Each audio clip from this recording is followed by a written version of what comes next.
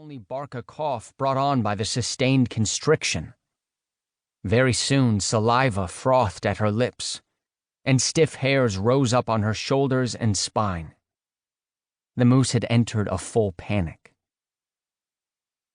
Over the course of the next hour, the moose made many attempts to free herself. She alternately strained mightily and then eased up when exhausted. Sustained moans, meant to attract other moose as far away as 2 miles, went unheeded. Finally, she gave herself over to capture.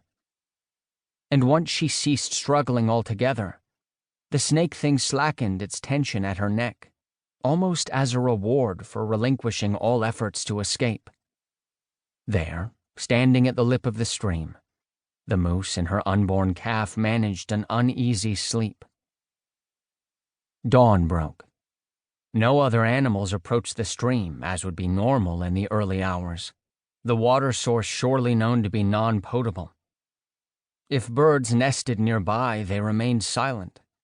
Indeed, as the sun rose in a cloudless sky, a barren land spread out before the moose. Bushes and trees appeared dwarfed, like in the dead of winter, rather than flourishing with buds as would be expected in spring. Any snow that remained was covered with black silt encrusted across the surface. The moose, now fully awake to this strange landscape, felt a fresh urge to free herself. She recycled pointless movements and made weak calls to other animals. Her calf kicked at intervals, but before long went unnaturally still. Soon thirst became her most pressing need. Though the stream was foul, the moose made one more massive attempt to get water down her throat.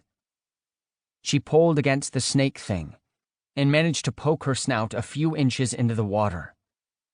Not only did her throat close up again, but overnight her tongue had swollen to almost twice its normal size, which rendered her incapable of swallowing.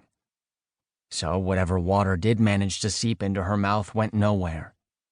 This was a bewildering confluence of restrictions she'd never known before. And as if to punish her further, the moose urgently, now more than ever, wanted to collapse to the ground. Yet each time she sank, the choking around her neck thwarted that need. In early afternoon, just as the moose had managed to relax into another dozing state, a noise from behind startled her. She was unable to turn her head, but recognized the sound as one she'd encountered near the paths on which humans traveled. The grinding noise grew in volume and stopped directly behind. The sound of 4 slams and approaching footsteps shook her. "It's a moose cow, a beauty." "Seems like she's been here for what, maybe a day? Look at her scat." Humans were not the moose's natural predator. Though worthy of caution, especially when she had a calf in tow, in most cases their presence wouldn't feel particularly menacing. Only packs of wolves had success killing her kind. But now, being trapped, the moose had no choice but to tolerate their touch. Hands slid down her legs, then back up to her withers. Fingers traced the deep scarring across her flank, a vestige of surviving a decade-old battle with wolves. She felt pressure around the dewlap at her neck. The humans probed and squeezed everything.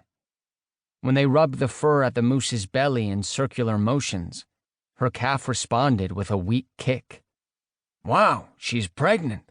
Claude's gonna flip over this." "Yeah, a bonus for sure. Let's get her hooked up and walk her to the march." "Nice and easy, boys. Claude won't want her stressed. Keep that meat tender." Up until that point, the moose had not seen the humans. She'd only heard their soft calls and felt their touch. Now, for a brief moment, one set of hands flickered in front of her eyes, and just as quickly everything went dark. A softness shrouded her head, and her sight could not adjust as it would at night. Before her was an impenetrable black.